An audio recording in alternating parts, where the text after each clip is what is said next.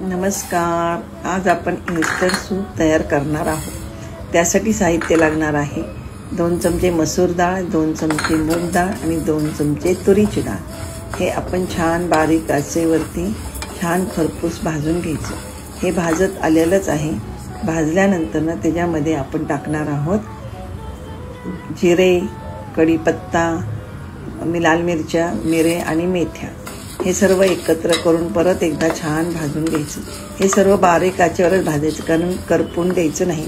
करपल्यानंतर ते काळपट झाल्यानंतर कडू लागतं. त्यामुळे हे भाजून छान भाजून झाल्यानंतर थंड झालं ना, हे थंड झाल्यानंतर मस्त बारीक पावडर करून घ्यायची. त्याच्या आधी आपण त्यामध्ये टाकायचं आहे 1 चमचा काळे मीठ. काळ्या मिठाने चव चांगली लागते. आणि त्यानंतर टाकायचं हिंग. हिंगामुळे पोटाला पण छान असतं. आणि हिंग टाकल्यानंतर टाकायचं आहे हळद. हळदसुद्धा थोडी जास्त टाकायची. शरीरासाठी हळद ही खूप छान उपयुक्त आहे. ही आपली फाईन एकदम छान बारीक पावडर तयार झालेली आहे. आता हे तयार झाल्यानंतर आपण एकीकडे गरम पाणी करायला ठेवलेलं आहे.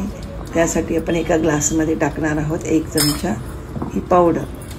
त्यानंतर टाकणार आहोत आपण गरम पाणी. गरम पाणी टाकल्यानंतर पटकन लगेचच हलवून घ्यायचं. ते छान हलवून झाल्यानंतर ते बघा मस्त एकजीव करून घ्यायचं. एकजीव केल्यानंतर त्याच्यामध्ये आपण टाकायचा थोडासा कांदा आणि कोथिंबीर. तुम्हाला हवं असल्यास तुम्ही टमॅटो टाकू शकता, चाट मसाला टाकू शकता, मिरे पावडर टाकू शकता. पण मला ते जास्त आवडत नाही म्हणून मी जिरा पावडर टाकलेली आहे. आणि त्यानंतर टाकायचं थोडंसं लिंबू.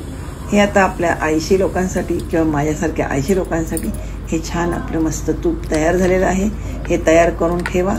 हवं तेव्हा सूप तयार करून